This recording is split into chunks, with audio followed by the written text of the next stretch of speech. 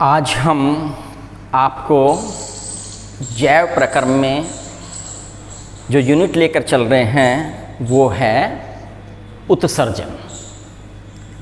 क्या होता है उत्सर्जन? शरीर में जब हम भोजन खाते हैं तो विभिन्न प्रकार के पदार्थ हमारे भोजन में होते हैं। कार्बोहाइड्रेट होती है, वसा होती है, प्रोटीन होती है, विटामिन्स होते हैं, मिनरल्स खनिज लवण होते हैं और जल होता है।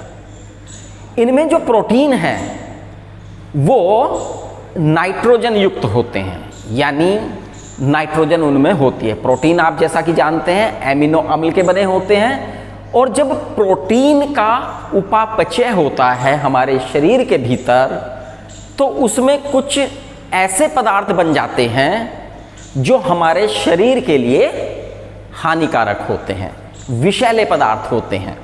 यदि ये पदार्थ अधिक देर तक हमारे शरीर में संचित रह जाएं तो वो हमारे शरीर को हानि पहुंचा सकते हैं। अतः शरीर के लिए अनावश्यक व हानिकारक पदार्थों को शरीर से बाहर निकालने की प्रक्रिया उत्सर्जन कहलाती है। और वे पदार्थ जो इस प्रक्रिया में बाहर निकाले जाते हैं उत्सर्जी पदार्थ कहलाते हैं। यदि हम मनुष्य के केस में देखें तो मनुष्य का जो मुख्य उत्सर्जी पदार्थ है वो है यूरिया। और जिन अंगों के द्वारा ये पूरी की पूरी क्रिया होती है उन अंगों को हम उत्सर्जी अंग कहते हैं। और ये सारे उत्सर्जी अंग मिलकर उत्सर्जन तंत्र का निर्माण करते हैं।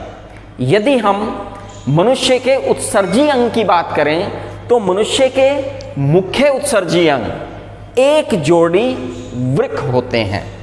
इसके अलावा अन्य उत्सर्जी अंगों में मूत्रवाहिनी, मूत्राशय और मूत्रमार्ग ये भी उत्सर्जी अंग का ही भाग होते हैं, उत्सर्जी तंत्र का ही भाग होते हैं। तो मुख्य उत्सर्जी अंग क्या हुआ? एक जोड़ी वृक्क। यदि हम वृक्क की बात करें तो मनुष्य में एक जोड़ी वृक्क उदर गुहा में शरीर की पृष्ठ तल की ओर मेरुदंड के दाएं और बाएं स्थित होते हैं।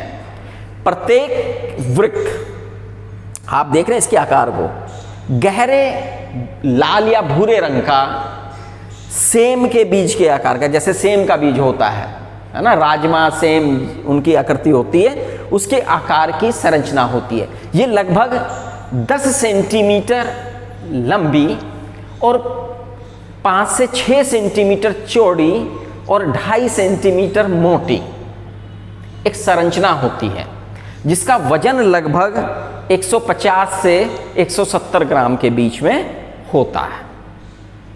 ये वृक्क है। मैंने बताया कि एक जोड़ी वृक्क होते हैं, तो वृक्क में एक ये हमारा बायां वृक्क और ये हमारा दायां वृक्क। वृक्क की संरचना की यदि हम बात करें, भीतरी संरचना की और बाहरी संरचना की, तो बाहरी संरचना में मैंने बताया है आपको कि ये गहरे लाल भूरे रंग की सेम के बीज के आकार की 10 सेंटीमीटर लंबी, 5-6 सेंटीमीटर चौड़ी और 2.5 से 3 सेंटीमीटर मोटी 150 से 170 ग्राम की एक संरचना है। प्रत्येक वृक्क के ऊपर एक अंतःस्रावी ग्रंथि स्थित होती है जिसे हम अधिवृक्क ग्रंथि या एड्रेनल ग्लैंड कहते हैं। हालांकि इस ग्रंथि का सीधे सीधे उत्सर्जन क्रिया से कोई संबंध नहीं दिखता। प्रत्येक वृक्क के भीतर वृक्क धमनी की शाखाएं प्रवेश करती हैं और वृक्क शिराएं की शाखाएं उससे बाहर निकलती हैं। वृक्क में एक स्थान ऐसा होता है जहां कुछ गहरापन लिए होता है, इस स्थान को हम हाइलम कहते हैं। और इसी स्थान से मूत्रवाहिनियां बाहर निकलती हैं, बाईं और दाईं मूत्रवाहिनियां। दोनों मूत्रवाहिनियां एक गुब्बारे नुमा संरचना, ब्लैडर नुमा संरचना में खुल जाती है, जिसे मूत्राशय कहते हैं। मूत्राशय के अगला सिरा मूत्र नली से होता हुआ मूत्र मार्ग से शरीर से बाहर खुलता है। तो इस प्रकार से हमारे वृक्क की ये बाहरी संरचना होती है। यदि हम इस वृक्क की अनुदैर्ध्य काट काटें तो हमें सबसे बाहर इसमें एक दोहरी भित्ति दिखाई देगी, उसके भीतर एक कोर्टेक्स वाला भाग दिखाई देगा और बीच में मेडुला वाला भाग दिखाई देगा। मेडुला वाला भाग जो है, अगर हम उसमें देखें तो वो भाग छोटी छोटी इकाइयों से मिलकर बना होता है, जिसे हम उत्सर्जन की इकाई कहते हैं। और इस इकाई का नाम क्या है? ये है वृक्क नलिका। यानी उत्सर्जन की संरचनात्मक और क्रियात्मक इकाई वृक्क नलिकाएं होती हैं, जो वृक्क के बीच मेडुला वाले भाग में होती हैं। ये वृक्क नलिकाएं, इनकी संरचना क्या है, आइए इस पर भी जोर डालते हैं। यदि हम देखें कि प्रत्येक वृक्क नलिका के 3 भाग होते हैं। एक उसका प्यालेनुमा भाग, जिसे हम बोमेन संपुट कहते हैं। दूसरा उसका कुंडलित भाग, जो कुंडल बनाए हुए होता है। और एक उसका लूपनुमा भाग होता है, जिसे हम हेनले चाप कहते हैं। चूंकि कुंडलित भाग 2 हैं, एक कुंडलित भाग वो है जो बोमेन संपुट के करीब है, तो इस कारण से उसे निकटस्थ कुंडलित भाग कहते हैं। दूसरा कुंडलित भाग वह है जो यहां से दूर है, इस कारण से इसे दूरस्थ कुंडलित भाग कहते हैं। अगर हम इस पूरी संरचना को देखें, मैंने जैसे बताया कि वृक्क नलिका उत्सर्जन की संरचनात्मक और क्रियात्मक इकाई है, और प्रत्येक वृक्क में इनकी संख्या लाखों में होती है ना। कई लाख वृक्क नलिकाएं एक वृक्क में होती हैं। तो हम देखें इसकी संरचना में, बोमेन संपुट वाले हिस्से में जो वृक्क धमनी है, उसकी शाखाएं आगे अनेक छोटी छोटी शाखाओं में बट जाती हैं, और फिर ये शाखाएं जो प्रवेश कर रही है वृक्क, इसे हम कहते हैं अभिवाही धमनिका। और पुनः ये जाल बनाकर संरचना निकल रही है, इसे हम कहते हैं अपवाही धमनिका। अभिवाही धमनिका और अपवाही धमनिकाओं के व्यास में अंतर होता है। अभिवाही धमनियों का व्यास अधिक और अपवाही धमनियों का व्यास कम होता है।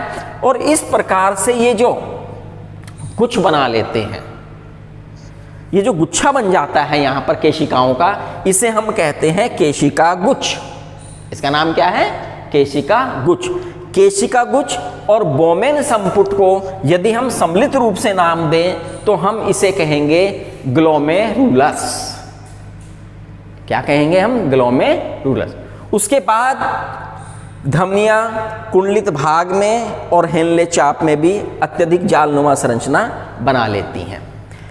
बोमेन संपुट के बाद जो हिस्सा आता है वो ग्रीवा कहलाता है, और ग्रीवा के बाद वृक्क नलिका का हिस्सा कुंडलित हो जाता है, जिसे हम निकटस्थ कुंडलित भाग कहते हैं। उसके बाद एक लूप नुमा संरचना बनती है, इस लूप को हम हेनले चाप के नाम से जानते हैं। वहां के बाद पुनः वृक्क नलिका का हिस्सा कुंडलित हो जाता है, जिसे हम दूरस्थ कुंडलित भाग कहते हैं। ये दूरस्थ कुंडलित भाग है, और ये दूरस्थ कुंडलित भाग संग्राहक नलिका में खुलता है, और कई संग्राहक नलिका मिलकर सामान्य संग्राहक नलिकाएं बनाती हैं। और ये सामान्य संग्राहक नलिकाएं जो वृक्क का एक भीतर खोखला भाग होता है, जिसे हम पेल्विस कहते हैं, उसमें खुल जाती हैं। तो इस प्रकार से ये वृक्क की बाहरी, भीतरी और वृक्क नलिकाओं की संरचना होती है। अब जैसा कि मैंने बताया है, हमारा उत्सर्जी पदार्थ क्या है? यूरिया। और जो यूरिया है वो हमारे शरीर से मूत्र के रूप में बाहर निकलता है, लेकिन हमारे शरीर में यूरिया का निर्माण वास्तव में अमोनिया से होता है। जब एमिनो अम्ल टूटते हैं तो अमोनिया बनती है। अमोनिया के अणु कार्बन डाइऑक्साइड के अणु से क्रिया करके यूरिया का अणु बना लेते हैं। तो हमारा उत्सर्जी पदार्थ यूरिया नहीं है। अमोनिया नहीं है, क्योंकि अमोनिया एक अत्यधिक विषैला पदार्थ है। उसकी अपेक्षा यूरिया जो है कम विषैला पदार्थ है, उसे हम कुछ समय के लिए संचित करके रख सकते हैं। और अमोनिया से कार्बन डाइऑक्साइड की क्रिया द्वारा यूरिया जो बनने की क्रिया है वो हमारे यकृत में संपन्न होती है। कहाँ संपन्न होती है? यकृत में। यकृत से ये यूरिया अन्य उत्सर्जी पदार्थों के साथ रुधिर में आता है। और अभी हम देखेंगे कि भाई ये फिर रुधिर से मूत्र कैसे बनता है या उत्सर्जन की क्रियाविधि क्या है। आइए इस पर भी विचार करते हैं। जैसा कि हमने बताया कि हमारे शरीर में उत्सर्जन की संरचनात्मक और क्रियात्मक इकाई क्या है? वृक्क नलिका है, और लाखों की संख्या में वृक्क नलिकाएं हैं। अब एक वृक्क नलिका में जो कार्य हो रहा है वही अन्य वृक्क नलिकाओं में भी संपन्न होता है। तो देखें हम कैसे ये कार्य करता है। हमने कहा कि अभिवाही धमनिका और का व्यास अधिक है, अपवाही धमनी का व्यास कम है, जिसके कारण यहाँ पर एक दबाव उत्पन्न हो जाता है रुधिर में। इस दबाव के कारण रुधिर से कुछ ग्लूकोज, यूरिया, लवण, जल आदि घुलकर इस बोमेन संपुट की गुहा में आ जाते हैं। यहां पर जो छनाई हुई है ये बहुत महीन हुई है, इस कारण से इसे अति सूक्ष्म निस्यंद के नाम से भी जानते हैं। इसके बाद यही छनकर इसका कुंडलित भागों में पहुंचता है, हिल्ले चाप के भागों में पहुंचता है। अब इस हिस्से में अगर कोई भाग छलने से यहां पर रह गया था, उसका आदान प्रदान विसरण विधि के द्वारा रुधिर से और इस नलिका के बीच में होता है। ठीक। अब जब छनाई हुई है तो हमने देखा है यूरिया, हानिकारक लवण, जल छनकर यहां पर आए हैं, और ग्लूकोज भी। लेकिन ग्लूकोज तो हमारे लिए लाभदायक है, अब इसका तो वापस आना जरूरी है। तो अतः यहीं पर एक काम और होता है कि जो इसके साथ साथ ही कि जो लाभदायक पदार्थ हमारे रुधिर से छनकर इसकी गुहा में आ गए हैं वो वापस रुधिर में ले लिए जाते हैं। यानी ग्लूकोज, आवश्यकता से अधिक जल और लाभदायक लवण वो वापस रुधिर में ले लिए जाते हैं। इसे पुनः श्रावण कहते हैं। अब यहां पर नली के बाद यहां पर शेष बचता है जल, यूरिया, कुछ हानिकारक लवण। यही सम्मिलित रूप से मूत्र कहलाता है। ये मूत्र यहां से संग्राहक नलिकाओं में आता है, संग्राहक नलिकाओं के द्वारा सामान्य संग्राहक नलिका से आता है, और सामान्य संग्राहक नलिका इसे वृक्क में छोड़ती है। वृक्क से ये मूत्र वाहिनी में जाता है, और बूंद बूंद करके ये मूत्र जो है मूत्राशय में भरता रहता है। जब मूत्राशय मूत्र से पूरा भर जाता है, चूंकि ये अरेखित पेशियों का बना हुआ होता है, इसमें तनाव उत्पन्न होता है और हमें मूत्र त्याग करने की इच्छा होती है, तब हम मूत्र को बाहर त्याग कर देते हैं। इस प्रकार से हमें उन हानिकारक और विषैले पदार्थों से छुटकारा मिल जाता है जो हमारे शरीर के लिए हानिकारक हैं, और ये पूरी क्रिया उत्सर्जन कहलाती है। मैं समझता हूँ आपको उत्सर्जन के बारे में अच्छी तरह से बातें समझ में आई होंगी। आप इस लेक्चर को सुनने के बाद इसका जो नोट्स हैं वो अपनी उत्तर पुस्तिका में बनाएं। धन्यवाद। Thank you.